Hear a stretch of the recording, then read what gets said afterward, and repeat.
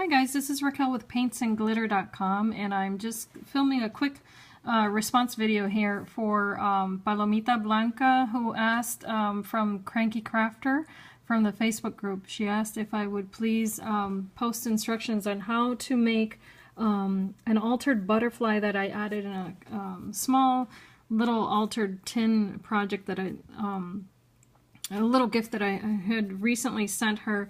And I'm sorry that I don't have any pictures because I did forget to take pictures of it, but I'm gonna go ahead and film an example of how to do the technique. And if you guys have any questions, feel free to either email me or ask below the video, and I'll be happy to give any more details. So basically what I did was, and this is not the same butterfly, but it's I just figured it was a pretty butterfly, so I cut this out of just regular cardstock. Here's the paper, once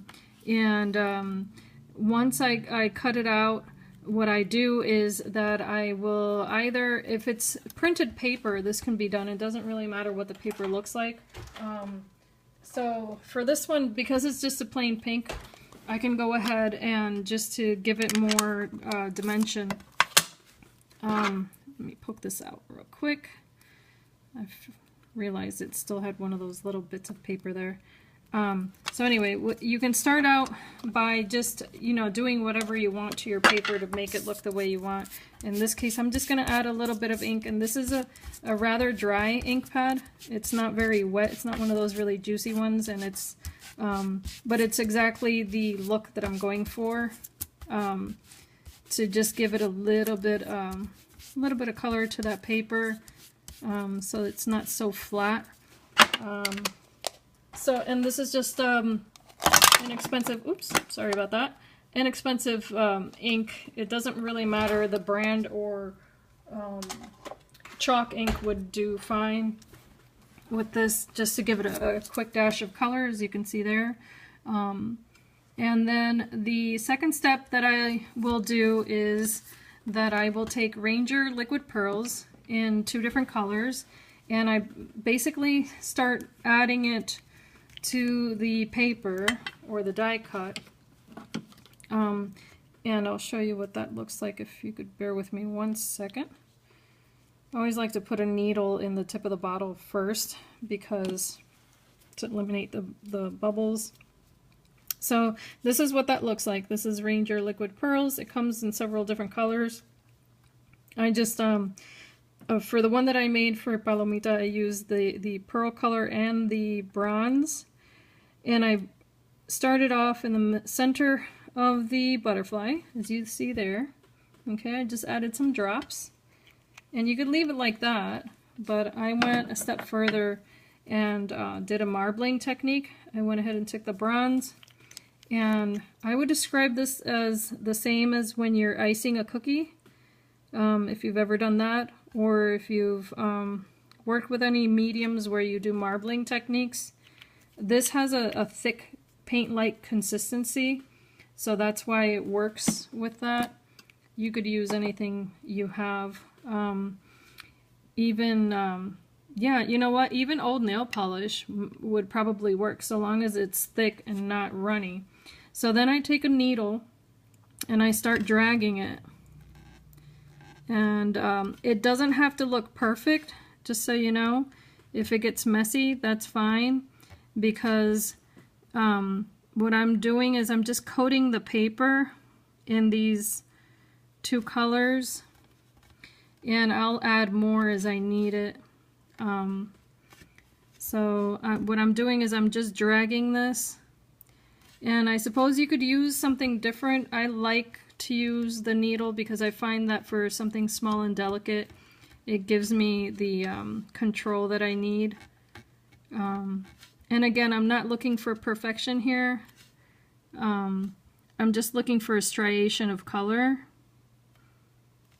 And I'm sorry if I'm off frame there. So I'll keep adding enamel as I need it. Maybe going lighter toward the edge of the butterfly, the outer wings here, and then darker toward the center, just because butterflies are naturally, when you look at them, they do look lighter, sometimes, not always, but in this case, since it's a pretty light pink paper, I'll do that. And I'll just keep doing this until I'm satisfied with what I see, which is just even coverage, no little empty spots there. And I'll just try to get the product. And I'm going fast. I typically don't go too fast when I'm doing this because just to make sure that it's all even. But like I said, it does not have to be perfect. You just want to have as much coverage as you can there, and it doesn't have to completely cover your die cut either. So as you can see, this is just fun. It's messy, it's, you know, but this is just the beginning, okay? This is not the whole thing. All right, and because what we're going for is going to be called an enameled look, and I'll show you what that looks like at the end, and I'm also going to post pictures at the end of what the finished piece will look like, okay guys? So there's the enameling of the liquid pearls so far, okay? But we're not stopping there. Just gonna clean this off. And you wanna keep that needle because you're gonna use that. Just gonna wipe off my surface here. So then, once you've done that, and you know, some people will say, you know, wait for it to dry. I don't have that kind of patience.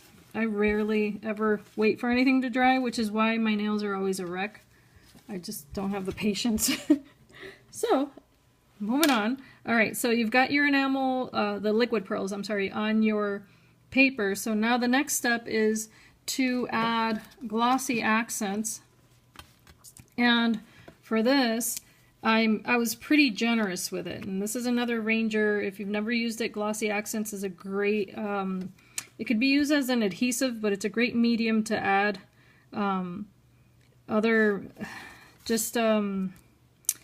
either to make your paper very shiny or to add other mediums to it. I don't know how else to describe it, but it's great for multimedia. It's just a universal product that if you don't have it in your stash already, if you've never used it, I highly recommend it. I've been using it for many years now, and it's interesting how, you know, when I first got it years ago, I wasn't quite sure if I would use it.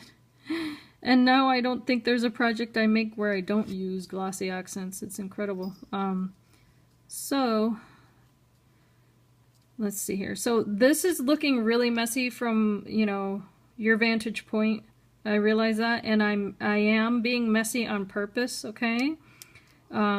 Because this is not meant to be super detailed in terms of, you know, how I'm applying the glossy accent, okay? And I'll explain what I mean. This is, it's got, glossy accents will kind of pull back toward itself, okay? And, what I mean is that it's not like water where if I were to add water to this, it's gonna go all over the place. Glossy accents, once it dries, it kind of shrinks in on itself, which is another really cool feature that it's got. So while it's wet like that, I can, I don't want it to end up cloudy looking, so to move it around, I'm going to use a needle again, just on the little pieces where I may have missed a little. And if it ends up coating empty spaces, that's fine by me. I'm not worried about that at all. Because it'll, like I said, it'll dry clear. But before it dries, this is my next step. And what I'm doing also is it's just like icing a cookie. I want to make sure it gets to all the edges as much as possible. And I'm not going to let it dry on this piece of paper either because it will stick to the paper. But for the sake of not being extremely messy on my surface here, what I'll do is that then I will add a coat of very super fine glitter. This particular one is from Martha Stewart. It's got gesso all over the bottle, so it's quite messy. But if I could describe this glitter, it's not white, it's pearlescent almost, and it's very fine. It's probably one of the finest glitters that you can get. The brand I don't think matters. It's just the consistency. You don't want to use a chunky glitter for this technique because you want to be able to see the colors that are in the background. And between the pink ink or dye and the enamel that you've added, or the liquid pearls, I'm sorry, you want that to come through, and this kind of glitter is going to allow that to happen. So once I've suffocated my poor little butterfly here, I'm going to gently pull it away without breaking it. And this is where you need to be really patient. Okay, and it's going to look like this. Okay, it almost looks like a sugar-coated cookie.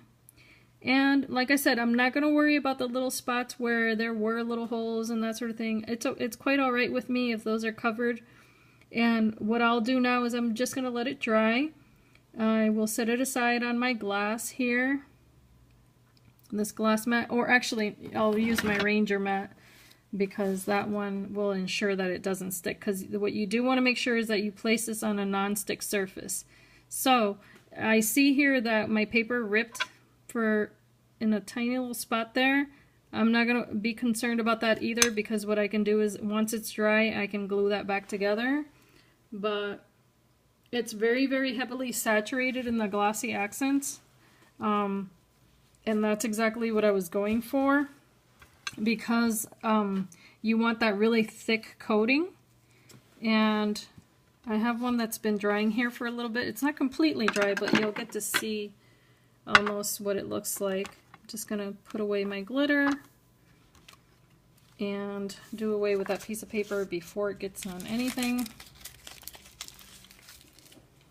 And this is, you know, this is messy. You have to anticipate that you're going to have a mess of glitter all over the place if you're anything like me. But that's the fun of it. And I will post a picture, like I said, of the finished piece. But here's one that's been drying for a little bit. And I should have taken it off my glass mat. I dispense advice, but I guess I don't listen to it myself. Anyway, here's what this one looks like, and I'm going to try to move this, and I hope not to ruin your view, but there's what it looks like. It's very delicate, and then you can go over it with another layer of glossy accents if you want, or you can leave it like that. And this one's just about dry, not quite, but if you see the, you can't see the liquid pearls as two separate colors. It just looks like one darker bit in the center and then lighter as it goes toward the outside there. But you could try any color you have. And here's another one that I did, and this is just, I did it on the center of that bee. And that's completely dry. I made this maybe a month ago, if not longer. Okay, so thank you guys for watching. I hope you've enjoyed this short tutorial, and let me know if you have any questions. I'm more than happy to respond. I hope you enjoy making your die cuts stand out with these products. If you enjoyed the video, give me a thumbs up and share it if you like, or subscribe. I look forward to making more, and I hope you guys have a blessed weekend. Take care. Bye.